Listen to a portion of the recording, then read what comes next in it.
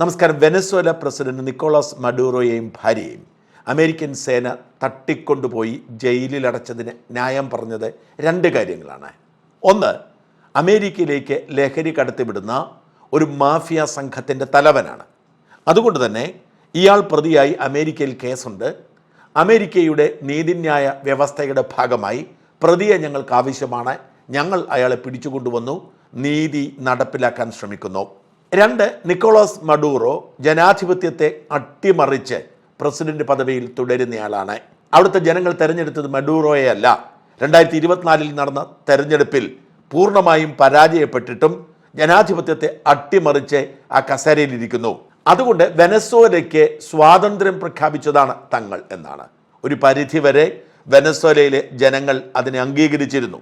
മാത്രമല്ല, രാജ്യത്തിനു പുറത്തുള്ള മഡൂറോയുടെ ഭരണത്തിൽ മനം നൊന്ത് നാടുവിട്ട് ഏതാണ്ട് 10 ലക്ഷത്തോളം വരുന്ന അഭയാർത്ഥികളായി ചിലിയിലും മറ്റും കഴിയുന്ന മനുഷ്യർ വലിയ ആഹ്ലാദ പ്രകടനം നടത്തിയിരുന്നു. വെനസ്വേലയ്ക്ക് ജനാധിപത്യം തിരിച്ചു കിട്ടിയതിൻ്റെ ആഹ്ലാദ പ്രകടനം. ഈ രണ്ട് കാര്യങ്ങളാണ് ട്രംപിൻ്റെ പ്രവൃത്തിയെ ന്യായീകരിക്കാനായി ലോകമാധ്യമങ്ങൾ ഉപയോഗിച്ചത്. എന്നാൽ രണ്ടാം ദിവസമായപ്പോഴേക്കും ആ സാഹചര്യത്തിന് മാറ്റം വരുന്നു, ട്വിസ്റ്റ് ഉണ്ടാകുന്നു. മഡൂറോയെ അധികാരഭ്രഷ്ടനാക്കുമ്പോൾ സ്വാഭാവികമായും ജനാധിപത്യ രീതിയിൽ നടന്ന തെരഞ്ഞെടുപ്പിൽ വിജയിച്ചയാളോ അല്ലെങ്കിൽ പ്രതിപക്ഷ നേതാവോ താൽക്കാലിക പ്രസിഡന്റ് ആവുകയാണ് ചെയ്യേണ്ടത്. അതാണ് അതിൻ്റെ ന്യായം. പ്രത്യേകം ശ്രദ്ധിക്കേണ്ടത് 2024 വെനസ്വേലയിൽ നടന്ന തെരഞ്ഞെടുപ്പാണ്. ഈ തെരഞ്ഞെടുപ്പിൽ പ്രതിപക്ഷ നേതാവായ വളരെയധികം ജനപിന്തുണയുള്ള മരിയ കൊറീന മക്കോഡോയ്ക്ക് മത്സരിക്കാൻ സാധിച്ചില്ല. അതിനു മുമ്പ് തന്നെ മരിയയെ അയോഗ്യയാക്കി. അങ്ങനെ മരിയയ്ക്ക് മത്സരിക്കാൻ കഴിയാത്ത സാഹചര്യമുണ്ടായി. ജനാധിപത്യത്തെ വെറുക്കുന്ന ഏകാധിപതികൾ എക്കാലത്തും ജനപിന്തുണയുള്ളവരോട് ചെയ്യുന്നത് തന്നെയാണ് മരിയോട് മറൂഡോ ചെയ്തത്. അപ്പോൾ പകരം മരിയയുടെ പിന്തുണയോടെ അധികം അറിയാത്ത ഒരാൾ സ്ഥാനാർത്ഥിയായി വരുന്നു. ഒരു ജനപിന്തുണയുമുള്ള ആളല്ല, ജനങ്ങൾ അറിയുന്ന ആളൊരു ഉദ്യോഗസ്ഥനായിരുന്നു. എഡ്മണ്ടോ ഗോൺസാലസ് എന്നായിരുന്നു ആളുടെ പേര്. അങ്ങനെ മറൂഡോയും ഗോൺസാൽവസുമാണ് 2024 പ്രസിഡന്റ് തെരഞ്ഞെടുപ്പിൽ ഏറ്റുമുട്ടിയത്. പ്രതിപക്ഷ സ്ഥാനാർത്ഥിയായ ഗോൺസാൽവസിനായിരുന്നു ഭൂരിപക്ഷം വോട്ടെന്നാണ് അമേരിക്ക അടക്കമുള്ള മാധ്യമങ്ങൾ പറയുന്നത്. ജനഹിതം പൂർണ്ണമായും ഗോൺസാൽവസിന് അനുകൂലമായിരുന്നു. എന്നാൽ തെരഞ്ഞെടുപ്പ് കമ്മീഷൻ വരുതിയിലായതുകൊണ്ട് ജനാധിപത്യത്തെ അട്ടിമറിച്ച് മറൂഡോയുടെ വിജയം പ്രഖ്യാപിക്കുകയായിരുന്നു എന്നാണ് പറയപ്പെടുന്നത്. ആയിരിക്കാം, അല്ല എന്നൊന്നും പറയാൻ കഴിയില്ല.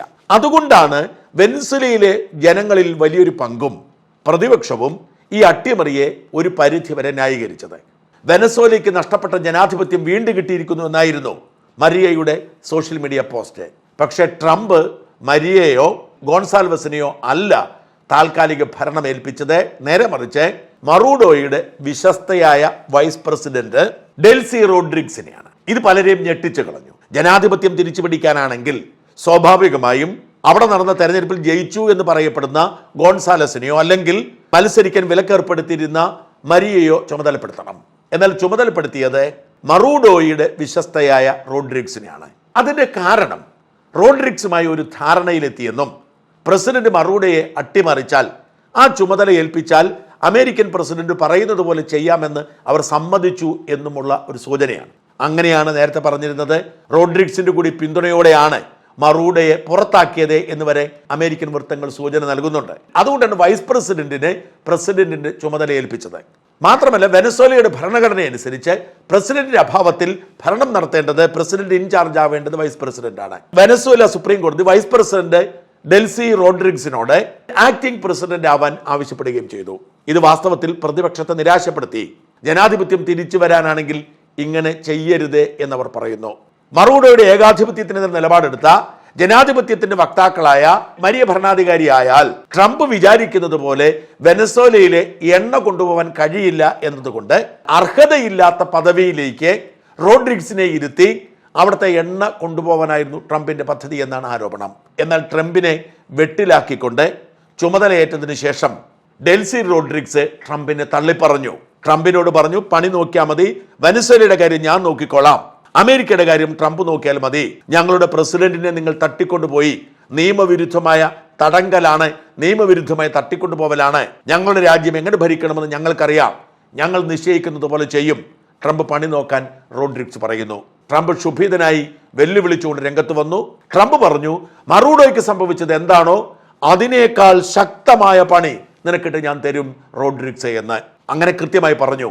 ഇത് വാസ്തവത്തിൽ ട്രംപിന്റെ വിശ്വാസ്യതയെ ബാധിച്ചു. കാരണം ട്രംപും അമേരിക്കയും ഔദ്യോഗികമായി പറഞ്ഞത് മറൂഡോ കുറ്റക്കാരനാണ്, ലഹരി മാഫിയയുടെ കാർട്ടലിന്റെ തലവനാണ്, അതുകൊണ്ട് അയാൾ പ്രതി ചേർത്തതുകൊണ്ട് കൊണ്ടുപോകുന്നു. എന്നാൽ ഡെൽസി റോഡ്രിഗ്സ് ഒരു കേസിലും പ്രതിയല്ല, ഒരാരോപണവും അവർക്കെതിരെയില്ല. പിന്നെ എങ്ങനെയാണ് ഡെൽസി റോഡ്രിഗ്സിനോട് മറൂഡോയേക്കാൾ മോശം വിധിയായിരിക്കും നിങ്ങളെ കാത്തിരിക്കുന്നത് എന്ന് പറയുന്നത്? അത് ട്രംപിന്റെ ഉദ്ദേശശുദ്ധിയെ ബാധിക്കുന്നില്ല എന്ന ചോദ്യമാണ്. ഈ വിഷയം വെനസ്വേലയെ പിന്തുണയ്ക്കുന്നവർക്കിടയിൽ ട്രംപ് വിരുദ്ധ വികാരത്തിനും വാദത്തിനും കാരണമായിട്ടുണ്ട്. മാത്രമല്ല, അതിനിടയിൽ മറ്റൊരു സംഭവം കൂടി ഉണ്ടാവുന്നു. ട്രംപിന്റെ വിശ്വസ്തനായ deputy chief of staff Steve മില്ലറുടെ ഭാര്യ അറിയപ്പെടുന്ന സോഷ്യൽ മീഡിയ ഇൻഫ്ലുവൻസറാണ്. അവരുടെ സോഷ്യൽ മീഡിയ പേജുകളിൽ ഒരു പോസ്റ്റ് ഇടുന്നു. ആ പോസ്റ്റ് അമേരിക്കൻ പതാക പുതച്ച ഗ്രീൻലാൻഡിന്റെ പോസ്റ്റാണ്. ഇത് വലിയ വിവാദത്തിന് കാരണമായി. ട്രംപിനോട് അതേക്കുറിച്ച് ചോദിക്കുന്നു. അപ്പോൾ ട്രംപ് പറഞ്ഞു, അബ്സല്യൂട്ട്ലി കറക്റ്റാണ്, ഞങ്ങൾക്ക് ഗ്രീൻലാൻഡ് കിട്ടിയേ മതിയാവൂ. ഇത് കുഴപ്പമായി. ഈ ഗ്രീൻലാൻഡ് എന്ന് പറയുന്നത് നോർത്ത് അമേരിക്കൻ ഭൂഖണ്ഡത്തിലുള്ള ഡെൻമാർക്ക് എന്ന യൂറോപ്യൻ രാജ്യത്തിന്റെ പ്രധാനപ്പെട്ട പ്രവിശ്യയാണ്.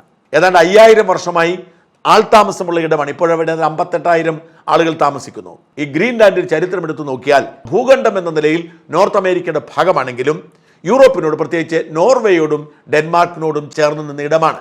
1814 നോർവേയും ഡെൻമാർക്കും 2 രാജ്യങ്ങളായപ്പോൾ നോർവേ ഇത് ഡെൻമാർക്കിന് കൈമാറി. അങ്ങനെ ഡെൻമാർക്കിന്റെ 3 പ്രവിശ്യകളിൽ ഒന്നാണ് ഗ്രീൻലാൻഡ്. മെയിൻലാൻഡ് ഡെൻമാർക്കും ഫറോ ഐലൻഡുമാണ് 2 പ്രവിശ്യകൾ. സ്വയംഭരണാവകാശമുണ്ട് ഗ്രീൻലാൻഡിന്. എന്നാൽ ഡെൻമാർക്കിന്റെ ഭാഗമാണ്. അവരെല്ലാം ഡെൻമാർക്ക് പൗരന്മാരാണ്. ലോകത്തെ ഏറ്റവും വലിയ ദ്വീപാണ് ഗ്രീൻലാൻഡ് എന്ന് പറയുന്നത്. വളരെ ഭൂമിയുടെ വടക്കേ അറ്റമാണ് ഗ്രീൻലാൻഡ്. വലിയ തോതിൽ ധാതു സമ്പത്ത് അവിടെയുണ്ട്. വേണ്ടതുപോലെ അത് ഖനനം ചെയ്തിട്ടില്ല.